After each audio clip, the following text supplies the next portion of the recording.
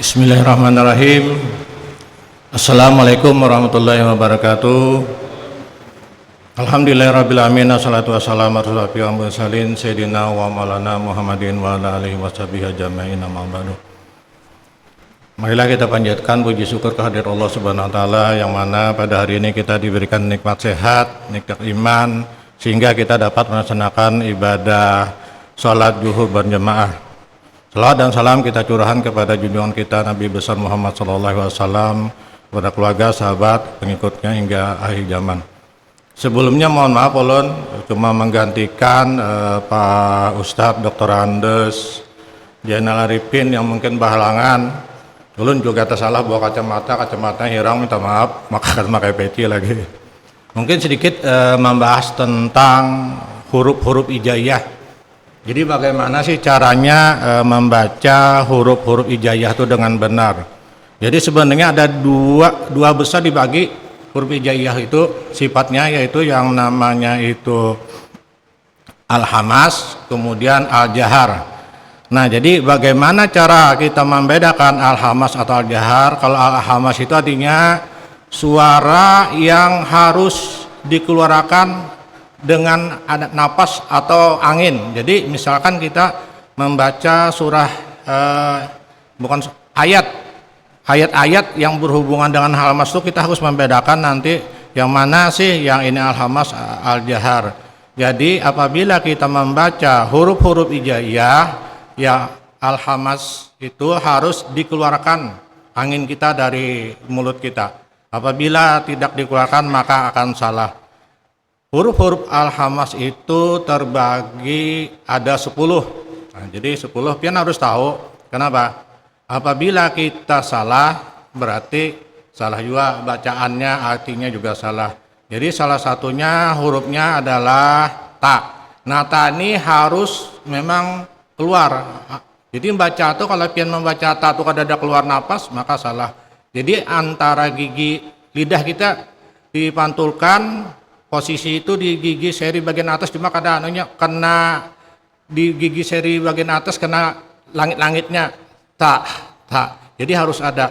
Jadi huruf al-hamas itu adalah ta, kemudian sa, kemudian sin, kemudian sin besar di orang bahari itu, kemudian ha, nah ho, nah kemudian sot, kemudian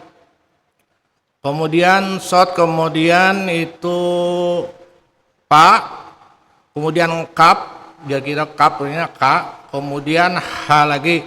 Jadi ada 10 tadi, ta, kemudian sa, sot, sin kecil orang kita bahari, kemudian sin besar, kemudian ha, ho, kemudian kap, pa, ha besar, yang dibaca Nah itu. Jadi itu adalah huruf-huruf al-hamas, artinya apabila kita membaca maka harus keluar angin. Cuma setiap huruf itu beda penempatan posisi lidah kita. Jadi kalau posisi lidah kita membaca alif jorang. Nah, kalau membaca alif itu posisinya gimana? Nah, jadi kalau kita membaca alif itu posisinya di tenggorokan yang paling dalam. Ini akhir. A. Kalau a, nah kalau ain itu sini a. Sama ada istilahnya tuh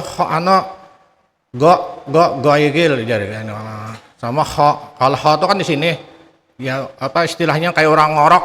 Nah, kalau ha besar itu nyampe kita ha besar bahari, kalau ha puang itu kan ha kayak orang kepadasan. Nah, kalau ha besar, ha yang bulat kayak kacamata itu namanya ha besar, kami belajar dulu bahari itu. Jadi posisinya sini. Jadi ke dada huruf ha itu di dada. Jadi paling tinggi kada salah itu ada huruf di dada, yang ada tuh mestinya di sini ihdinas siratal mustaqim. Jadi di sini aja, tidak boleh ada itu salah. Dan tidak, kita tuh kadang-kadang mungkin keterbatasan orang bahari ini kan, mungkin gurunya kurang, lalu ada namanya huruf di dada, tidak ada satupun huruf di dada. Kemudian bagaimana kita membaca huruf ba? Jadi ba itu kita harus merapatkan. Jadi kita merapatkan kayak ini, ba. Nah itu dirapatkan bibir, kemudian ada pantulan kalau ayat terakhir, misalkan apa yang ujungnya misalkan huruf ba tuh Jadi harus ada pantulan. Kemudian huruf ta. Nah, huruf ta tadi itu kita menyentuhkan ujung lidah dan gusi di sisi bagian atas. Nah, sifatnya alhamas. Jadi kalau kita membaca ta itu ada keluar angin. Angin tak bukan ta biasa. Jadi dipantulkan nih gigi posisinya di sini. Nah, itu dipantulkan. Jadi harus ada angin yang keluar, cuma posisi ta itu lidah kita menyentuh langit-langit gigi seri bagian atas.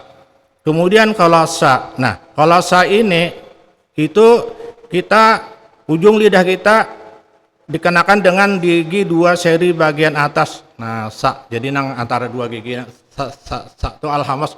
Jadi bunyinya kayak ja kurang lebih sama tuh. Jadi angin keluar itu anginnya lebih keluar lagi. Jadi harus antara 2 gigi bagian seri bagian bawah. Kemudian kalau huruf jai, nah jai itu ada ja bertitik di atas nyambat, kami itu bahari jai. Wah ini kan ja. Jadi itu menyentuhkan ujung tengah-tengah lidah dengan langit-langit paling tengah. Jadi posisi lidah kita paling tengah posisi ja. Nah ja. Jadi kalau kita misalkan di posisi di muka salah, otomatis jadi tadi zal kan. Kemudian ha, nah ini ha. Jadi ha ini artinya lah dikeluarkan di tenggorokan paling ini di sini. Di sini ha itu ha. Cuma ada keluar kayak kepedasan ha. Jadi misalnya alhamdulillah. Cuma jangan tapi nampak juga. Memang orang-orang Indonesia nih kalau dibandingkan dengan Arab tuh beda. Dia sedikit dia keluar anginnya kalau kita nampak dinampakkan kayak qalqalah itu kan Allahu samad. Ya, dahal kalau itu sedikit Allahu samad. Jadi sedikit, cuma kalau kita nih qalqalahnya juga sangat dipantulkan. Apabila kita membaca misalkan minta maaf, alhamdulillah itu terbaca kita ha besar di sini alhamdulillah. Apa artinya? Mati jadinya hitungannya. Nah itu kadang-kadang kenapa bahayanya kita membaca salah satu kadang-kadang kalau tajwid orang mungkin banyak tahu, cuma kadang-kadang di marajul huruf ini adalah salah baca, salah arti fatal. Jadi kesalahan fatal itu apabila kita membaca huruf hijaiyah yang tidak tahu posisi ujung lidah kita, bagaimana caranya ini alhamas kah atau ajahar. Ajahar itu artinya kebalikan daripada alhamas. Tidak ada keluar napas yang keluar dari tenggorokan kita. Nah kemudian banyak sih kalau satu-satu waktunya kultum. Mungkin yang paling sering orang mungkin salah dalam baca salah satunya so. Nah so ini ternyata ujung lidah kita berada di antara 2 gigi seri. Jadi dia ini ternyata mempunyai sifat asotir. Jadi asotir ini artinya membaca so itu seperti suara angsa. Nah, so. Jadi kayak angsa. Jadi sifatnya asotir menyerupai suara angsa. Nah kalau do bang, do dia kita tuh dot bang nyaman lebih hari itu dot kami belajar. Jadi kalau dot itu posisi lidah itu disentuhkan ke geraham paling atas keduanya atau satu. Jadi do. Nah jadi dianakan karena gigi. Nah karena gigi. Kenapa? Karena juga dia mempunyai sifat al-istilah. Jadi suara dipanjangkan. Jadi kada boleh ditekan walad dol. Jadi ada dipanjangkan walad dol. Kada boleh ada tekanan karena sifatnya itu ada asotin namanya dipanjangkan huruf do itu. Jadi do. Bila nyapian nih lidah nih natak atas do ya salah dah. Kalau do itu berarti posisi ujung lidah kita di atas, bukan di geraham ini. Harusnya salah satu di geraham paling atas pian. Coba bayangkan. Do waladolin. Nah itu kan karena kita sentuhkan ke geraham paling atas itu beda bunyinya. Nah itu. Jadi kadang-kadang kita ini sebenarnya perlu, kenapa? Ini salah satu imamnya itu bukan masalah tajwidnya. Yang penting itu merajul huruf. Kalau orang bahari itu dulu merajul huruf dulu. Di orang tuh bila bujur merajul huruf baru tajwidnya. Kenapa? Ya salah tadi, salah baca, salah arti. Fatal. Kalau istilah hukum orang Qori itu kalau huruf itu merajul huruf salah tuh salah besar. Istilahnya kebesaran salahnya tuh besar. Kalau misalkan tajwidnya cuma misalkan ini dianggap matobi atau itu masih kesalahan kecil. Jadi sebenarnya kalau ulun bacakan sampai huruf waw itu panjang. Nah, kadang-kadang minta maaf. Jadi Jesi Aleh Jebar ada 4 aja sebenarnya huruf ini dimonyongkan. Jadi kadang-kadang orang baca Fatihah, ulun kadang-kadang mendengar orang baca Fatihah itu mulutnya dimonyongkan. Kenapa? Huruf yang dimonyongkan itu cuma ada 4, mim membawa pak. Jadi mim, ba, waw, fa. Nah itu dah huruf-huruf yang bisa dimonyongkan. Kadang-kadang kita baca Bismillahirrahmanirrahim, itu monyong dah. Irrahmanirrahim. Dah kayaknya membaikkan bacaan, cuma ternyata salah. Nah, kenapa? Karena hurufnya dimonyongkan. Kadang-kadang misalkan ghairil, padahal gini. Ghairil bukan ghairil. Kalau ghairil itu mulutnya monyong. Dah yang tadi kan mim membawa apa hurufnya. Jadi kada boleh dimonyongkan. Nah, itu sudah kesalahan. Jadi kesalahan banyak kadang-kadang ulun kalau tadi minta maaf bukan menyalahkan imam. Kalau kita nih jadi makmum nih kadang-kadang mendengar bacaan imam tuh kadang-kadang an'amta alaihim. Kadang-kadang dipaksakan mulutnya dimonyongkan. Dah kan ada an'amta alaihim. Jadi amnya tuh monyong, mulutnya dimonyongkannya. Nah itu sebenarnya ya tadi huruf-huruf yang monyong tuh harus tahu. Kadang-kadang harus dilatih, ditahan di gini nah. Jangan dibiarkan, ditahan supaya kita sesuai dengan sifat huruf merajul huruf tadi. Nah baru kita belajar tajwid tadi. Kalau tajwid itu banyak Bismillah. Nah itu Bismillah itu situ ada alif lam ta, istilahnya takrik. Situ ada alif alim sama dia. Jadi bacanya gimana? Nah itu kadang-kadang kita kalau kita melihat bacaan-bacaan untuk Al-Quran tuh banyak sama sekali. Kadang-kadang kita kan jadi imam misalkan minta maaf minta ampun. Salah satunya mungkin di saat imam membaca Fatihah dijaharkan bujur Pak 4 sampai 6 rakaat. Cuma setelah imam disir dalam hati misalkan rakaat 3 lalu baca Bismillahirrahmanirrahim Alhamdulillahirrabbilalamin. Dah hal yang bagus itu kan karena di akhir ayat itu misalkan Ar-Rahmanirrahim kemudian Malik Yaumiddin. Nah di situ kan ada motabi'i. Nah motabi'i cuma karena diwakaf di akhir namanya mat ariru sukun. Jadi minimal 4 sampai 6 harakat.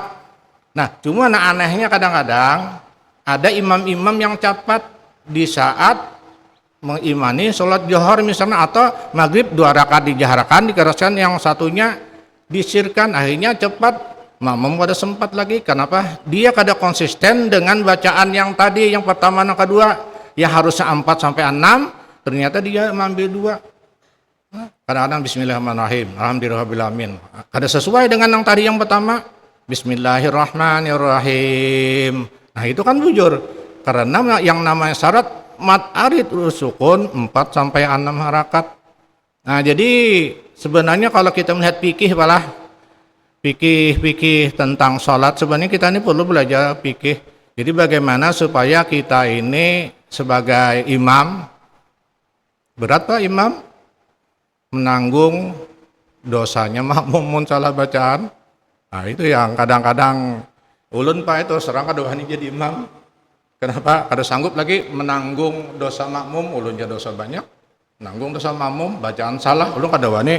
Nah, kemudian mungkin kalau ulun sampaikan sampai wow, nah ini banyak Pak. Kita harus namanya huruf-huruf ini memang harus bujur-bujur kita mengeluarkan merajul huruf yang sesuai dengan apa yang disyariatkan oleh Allah. Kemudian Rasulullah harus bujur-bujur yang namanya sholat itu Pak. Pertama tuh jangan mengandalkan lagu. Yang penting itu jurang bacaan itu bagus istilahnya tartir.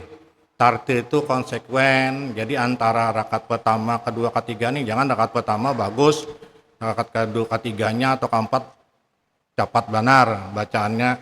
Apalagi kadang-kadang kalau jadi imam minta ampun, minta maaf, harusnya yang namanya tertib tuh Pak. Misalkan bangkit dari sujud, ruku, bangkit, itu ada jeda minimal kita membaca Subhana Rabbiyal Azim 3 kali baru membaca Pak. Rabbana walakal hamd. Misalkan Sami Allah liman hamidah ini kada bangkit Sami Allah liman hamidah langsung dia kan sujud dah kada boleh Pak. Yang tertib itu minimal 3. Jadi ada jeda supaya makmum itu sempat membaca kita. Bacaan yang panjang misalkan kita Rabbana walakal hamdu, yang lain bertambah hamdan kasiran tabian membarakan pih, kada sempat. Berarti kita kadang memberikan kesempatan kepada makmum untuk dapat sunnah-sunnah yang lainnya. Jadi sebaiknya kalau imam minimal misalkan kita ruku, batahan dulu, jangan misalkan baca misalkan subhanallah atau subhanakallahumma wa bihamdika maghfirli, batahan dulu semua jeda supaya makmum tuh dari bangkit dari ruku sujud itu kan ada jeda. Kalau ulun kadang-kadang kalau imamnya langsung ulun baru membaca subhanallah aja sudah bangkit imam. Tapi kada apa-apa ya, wajibnya memang sekali. Cuma kita kan hendak mendapatkan sunnah minimal 3 kali bacaan. Nah mungkin apa yang ulun sampaikan minta maaf minta ampun, tidak ada maksud melajari pian.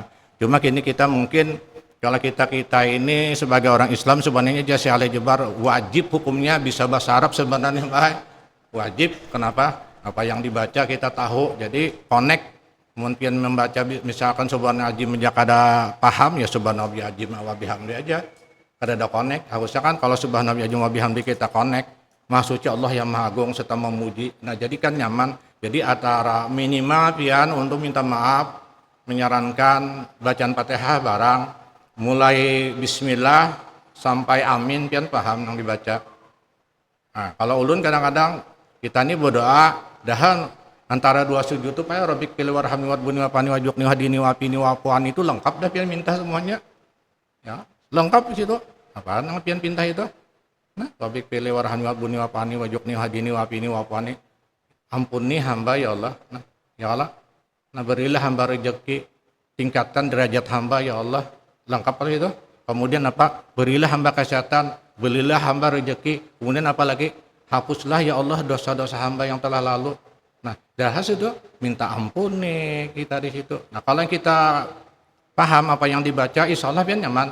Sembahyang itu istilahnya apa ya meresap dah di hati. Jadi paham. Kadang-kadang kalau ulun menyarankan ke kawanan, kalau pian berdoa, pilih doa baca dulu artinya Pak.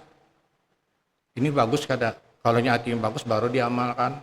Kalau pian misalkan baca doa panjang, pian kada paham juga, doanya tidak sesuai dengan permintaan pian, sebenarnya tuh ya kurang pas. Ada ulun tuh kadang-kadang ya ulun baca arti dulu Al-Quran, ini bagus untuk diamalkan, artinya tahu, istilah apalagi tahu diamalkan maka akan bagus lagi. Mungkin apa yang ulun sampaikan cukup di sini. Sekali lagi minta maaf, minta reda apa yang ulun sampaikan mungkin ada menyinggung perasaan pian semuanya.